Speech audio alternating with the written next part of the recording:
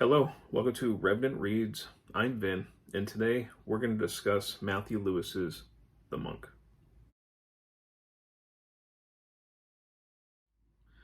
While listening to the music, whose melody distance only seemed to render sweeter, the audience was wrapped up in profound attention.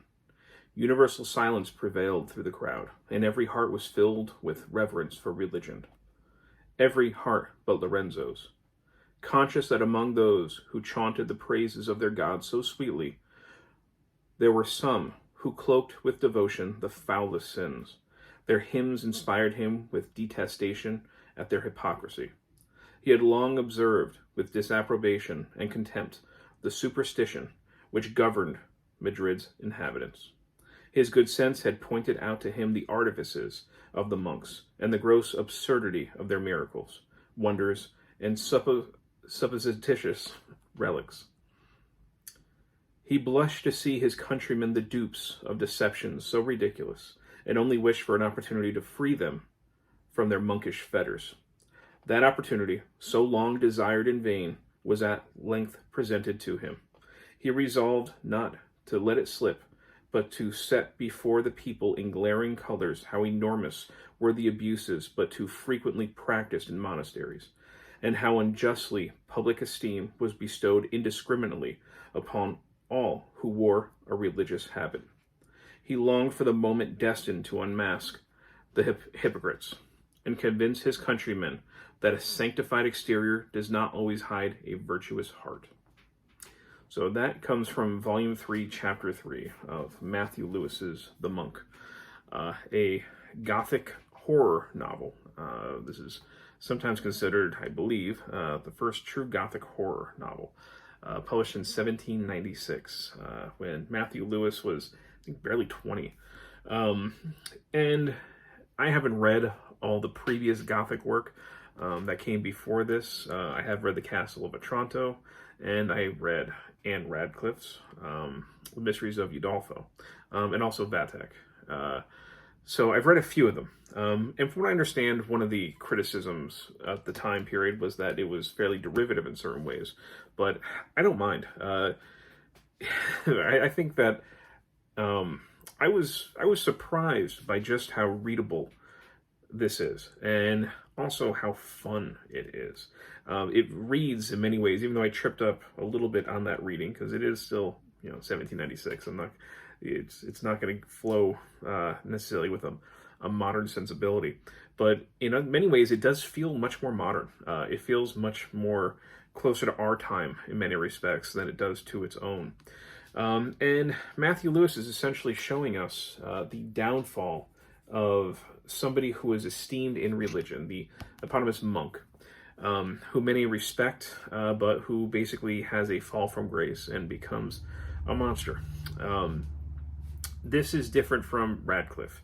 I enjoyed Radcliffe when I had read it, read her, Mysteries of Udolpho. Radcliffe's approach to the Gothic and to terror is generally to explain things rationally, not always well. Her explanations don't always make a lot of sense, but essentially the supernatural is not real inside her books.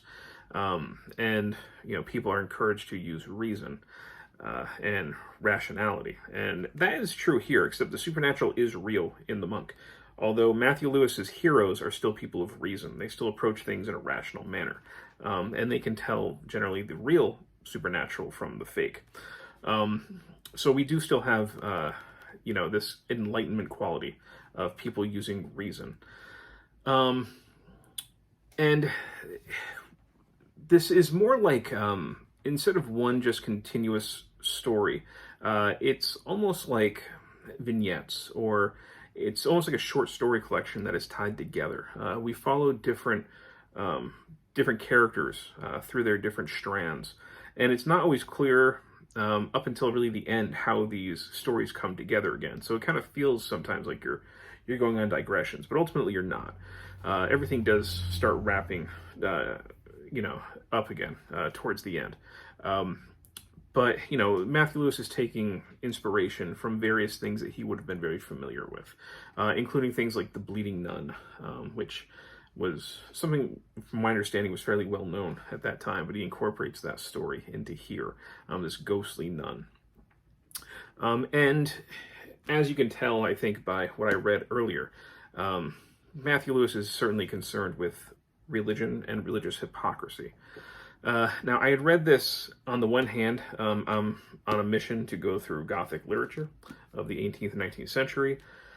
May, when I read this, was also the month of horror mayhem, so a celebration of reading horror literature, and also it was the month of maybe Midrash, where people read books that deal with religion seriously. And even though Mathew Lewis's depiction in here is certainly critical of religion, I do think it is a serious take on that criticism. So this fell in line with that, and it's one of the reasons I was interested. The English Gothic writers at this time certainly generally had a fairly anti-Catholic bent to them, and we definitely see some of that, although this is kind of very critical of religion overall, and especially monasticism. Mathew Lewis does not seem to have all too much love for either nuns or monks. One of the things that we saw in Anne Radcliffe, she has these passages over and over again where people will look at mountains and they'll be awed by the mountains, and through that beautiful landscape, they will know that God exists. So we have this idea of the time, more of an Enlightenment idea, going out into nature to find God, right? How better to know God than through his works? And I think that is also, Lewis is far more crude in many ways than Radcliffe. I don't think they would have been great company together, but I think they can agree on that, at least in part. I think one of the things that, aside from the hypocrisies and the automatic praise that people tend to give monks and nuns and clergy, which he is resentful of because they could be sinners, why praise them unless we know their true works? I think he also seems to be against the idea of closing yourself off, of cloistering in order to know God. He is very critical at certain points in this story about people's decisions, especially wealthy people, people who of means, who actually have the ability to do good, who have the ability to help others, that they would choose to cloister themselves off from the world in order to somehow know God. And he's essentially saying, no, you should be going out into the world, you should be helping others, you should be doing good works. If you want to know God, then go to his creations. That is essentially what I'm seeing here.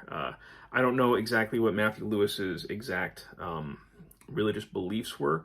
I don't see him certainly as a traditionally religious person at all. I do know that he was friends with Percy Shelley, that he told Percy and Mary Shelley ghost stories.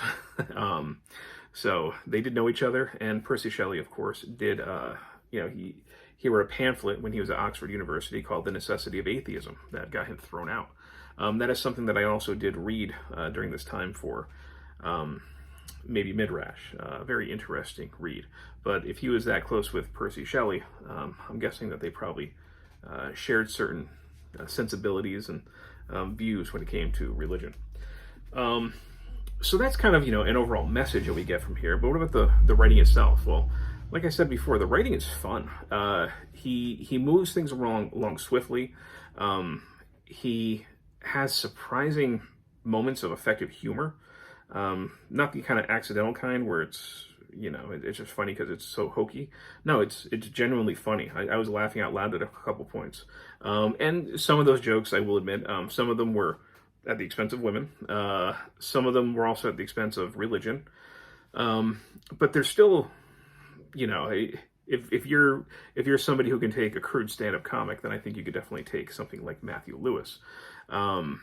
It's things like, when somebody's ghost appears, we have a religious and superstitious housekeeper who is convinced that she died because she ate a chicken wing on Friday.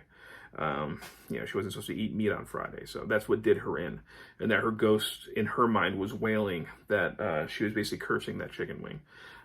It's moments like that of this kind of weird, absurdist kind of comedy, where Lewis is poking fun at certain religious beliefs and customs. But he's doing it pretty effectively. It's pretty funny stuff. We also have some serious... there's some real horror in this. Like I said, there is real supernatural. We do have a kind of predatory, ghostly nun tracking a man and basically claiming him as a sexual partner. So we have that juxtaposition there. Uncomfortable. That's the bleeding nun. We have the eponymous monk who goes from being somebody who thinks that he's above any kind of temptation, but instead falls to the most terrible temptations, all the way down to rape and murder, destroying the lives of people in a single-minded pursuit of pleasure. Now, I think that Lewis is not only criticizing in this, the monk's basically cloistered existence where he wasn't allowed to explore his sort of sexual feelings and attractions in a healthy way earlier. So he very quickly falls because he doesn't know how to handle what he's experiencing. But he also, on the same, he's also, I think, criticizing the extreme of the libertine, this kind of debauchery. Because we do have the girl, Antonia, who the monk is desiring and, very kind of predatorily hunting her down. She is also desired by another man who is just, basically serenading her outside the window, who, also desires her, but does so in a much more healthy way. So Lewis is not at all condemning sexuality or attraction or anything like that. It's the unhealthy extremes and people not dealing with their desires in a healthy way. Speaking of the women, one of the things that I was surprised about, and I read this with a group, a great group, and I think we all had the same kind of feeling. We were surprised that Mathew Lewis wrote some really strong female characters. In Radcliffe, we had this heroine who was fainting all the time and, was pretty much helpless entirely to do anything to defend herself. And instead, we have some really strong female characters. We have one called Elvira, who is really a good foe to our monk. She's incredibly intelligent. She's worldly. We have another female character who goes through awful things, but is not broken. Perseveres, continues, is defiant. There's a little bit of fainting here and there, but when the fainting happens, it is not at the drop of a hat. It actually seems kind of reasonable. So I was actually really impressed by the female characters. I was impressed by a lot of the dialogue that we had in here, the scenarios. And there are some things in here that certainly, I recognized. This is not a scary book. I don't know what a scary book is. I'll just say that up front. I don't read these things to get scared. I'm more interested in the how fears and the macabre are handled and what it says about the time period. And I'm just more interested in that sort of thing. I don't go into these expecting to be scared. And I certainly wasn't scared. But there are things in here that I was like, kind of made me a little bit queasy thinking about images that will really stick with you. And it does all, there's a crescendo that occurs basically at the end of this, a really satisfying conclusion. I think that, there are various influences that we see in here. I think Mathew Lewis is also in many ways responding to the more recent events of the French Revolution. We do have an abbey that is basically ransacked and destroyed, and mob violence, killing both the guilty and the innocent. I'm guessing that Mathew Lewis is probably thinking about the French Revolution at that time. We have that image, of course, of this beautiful abbey that I just talked about that was getting destroyed, that's hiding these terrible, terrible things. We can't just automatically praise something as religious or assume that it is good. That often it is used as a mask to hide evil, to hide wicked things. That religion itself is not something that should necessarily be praised, and that it can be even a corrupting force.